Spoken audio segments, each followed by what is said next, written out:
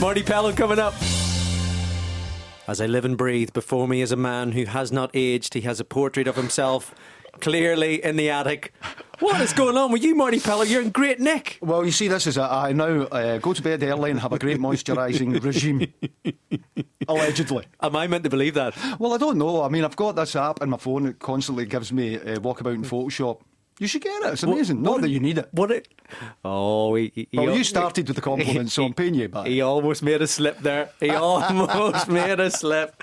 Marti Pellow, it says here, as we all know, is a singer, a star of musical theatre, a songwriter, and the voice of one of the UK's biggest selling singles of all time. This new album, we have to talk about this. Yes, please. It's coming out next month. Comes out next month, yeah. It's called Mysterious, and it's May. I went away to America last year and made this record. Now, you have to tell me about making it, because yes, sir. The place you recorded this is just one of the greatest places to ever work if you're a singer. That's right, yeah. I went to United Studios, was what it was originally called, but when I first started recording there, it was Ocean Way on Sunset Boulevard, and I went there and... Why did you go there? What was it?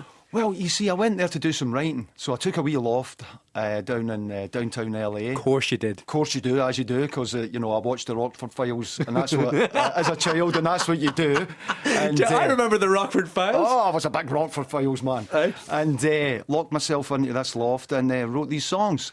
And the brilliant thing about being over there is that by the time everybody goes to sleep here, you still have half a day to actually get your work done, so you can't be disturbed. I cannot be disturbed. I was focused as you would not believe, and wrote these songs and went and recorded in Ocean Way. Got my wish list together of the people I'd like to work with on the album, and there was a lot of serendipity involved where I phoned them up and they just seemed to be in town at the right time, and so, that was great. Now, is it true that Frank Sinatra used to part-own that studio? He did a lot of recording in there, along with Nat King Cole also. Yeah. Which is... Ocean Way is just across the road from the old Capitol Studios, you know, the circular one. Yeah. So in there. And a lot of the records that I loved that were made in there by George Benson and Quincy Jones and all those, great artists had recorded in there. And, I had recorded in there with the Wets many years ago. So it was a great honour to go back there again. So look, whenever you walk into a studio like that and you know all of the history and all of the people that have been through that door, is that like a footballer? Is that like playing at Wembley? I mean, do you up your game, or how does it work? That's a great way of putting it, because, I dream, I love to dream in said the Irishman talking to the Scotsman about playing at Wembley. Sorry, Hampden.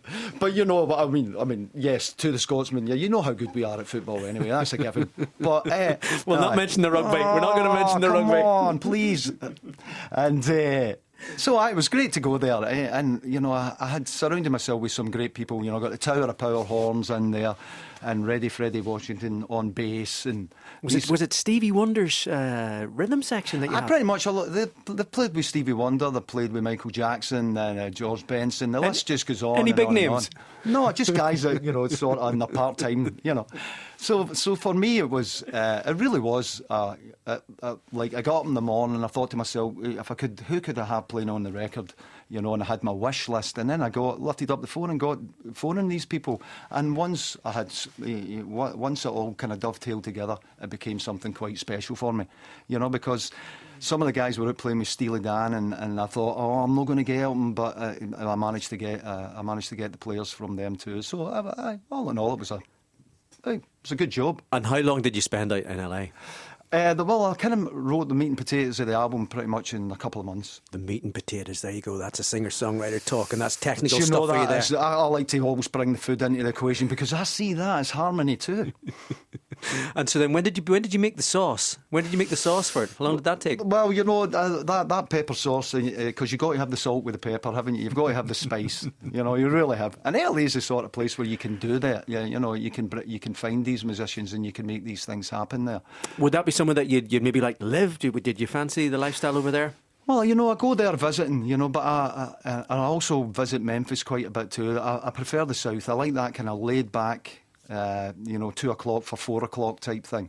Once you're in London, and all these big cosmopolitan cities, everybody's looking at their watches and it's like, we better be on time. But I like I just like to...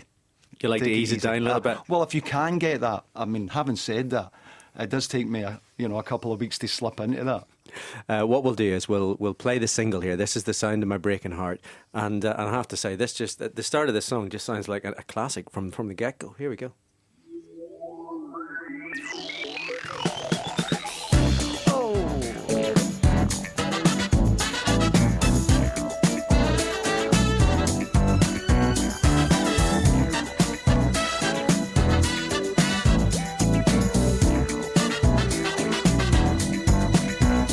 It's a all day, all night big city. Don't shout so loud. We got fast times, headlines, it ain't pretty. Ain't no turning it down. The freight train, jet planes, and the sirens filling up my head. But I won't trade that for the silence of my empty bed. The sound of my breaking heart. I don't wanna hear. No, no, no, no, no, no. There ain't no pity here in the city for the sound of my breaking heart. This town's no place for whispers. Ain't what it's all about. That's right. When the pain inside gets louder, becomes a drowning out. To let the city take over, louder than thunder. Maybe then I can pretend that I can hear the cries and the tears and the whys and the world with the pain and the rain. The sound of my breaking heart. I don't wanna hear. No, no, no, no. There ain't no pity here in the city for the sound of my breaking heart. No, the sound of my breaking. I don't wanna hear. No, no, no, no, no, no. There ain't no pity here in the city for the sound of my breaking heart.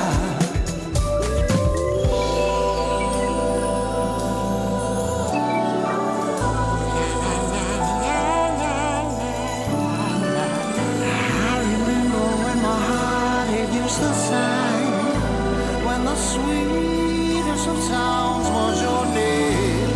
I remember when we used to get away, when we whispered the love, love we made.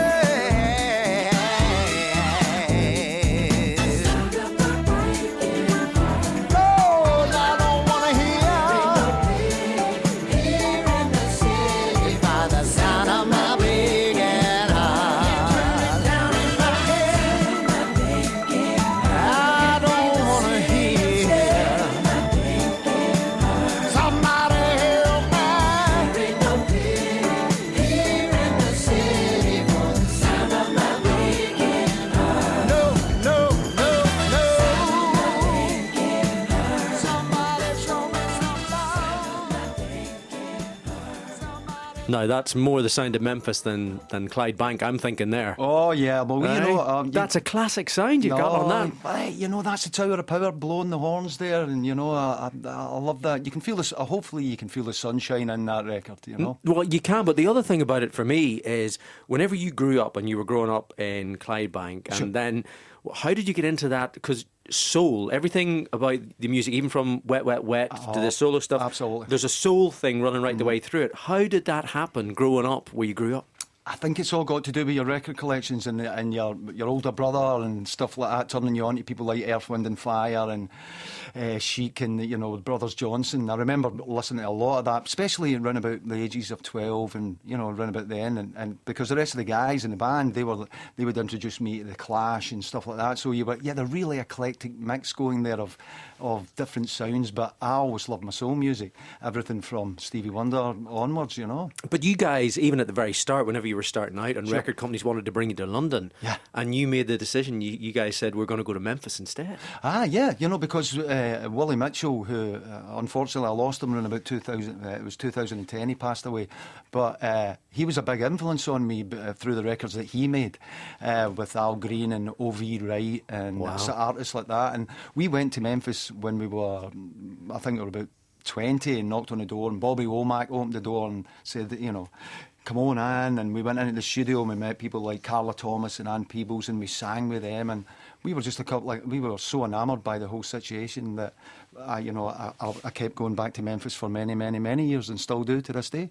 So look, whenever you go out, and so you got this album coming out, and you got the tour coming out as well. You had a big tour with the Wets last year. Yeah, great. It was great to get back with those vagabonds, yes. But I mean, playing huge arenas and selling them out. Aye. Well, we're so lucky, because I think that's it's a testament to our fan base there, who'll come out and support us. And I'd like to think there was some good songs along the way that people still hold and cherish. Maybe one or two, do you think, Marty? There's a few there. There might have been one or two hits in there. And so and they mean so much more to us, I think, because and what I mean by that is there's enough time has passed that you can look and say, you know what, that's a great, that's not a bad song we wrote there, if it be it Angel Eyes or something. Well, you wrote Angel Eyes when you were, what, 13? We were really young. It's crazy. Yeah, well, our joined up writing wasn't that good, but, we could, You could write a song. You could definitely write a song. The boys went, man, God bless them. So whenever you go out on your own then, and this is a very serious question. All right, okay.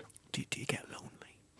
Lonely. Not when I'm surrounded by the love that is given to Darlings. me from the centre stage. This is almost spoken like a man who has a second career in musical theatre. Oh, yes. Darling. Yes, sir. Me, centre stage, single beam of light, bringing the iron. I want to talk to you about this as well, because for me, you've got three careers, because you had the band, and then you got the solo stuff, and then that whole world of cabaret, which just unbelievable. I never saw that one coming at all. I was doing an evening for the Teenage Cancer Trust for Pete Townsend and Roger Daltrey, and I was singing that.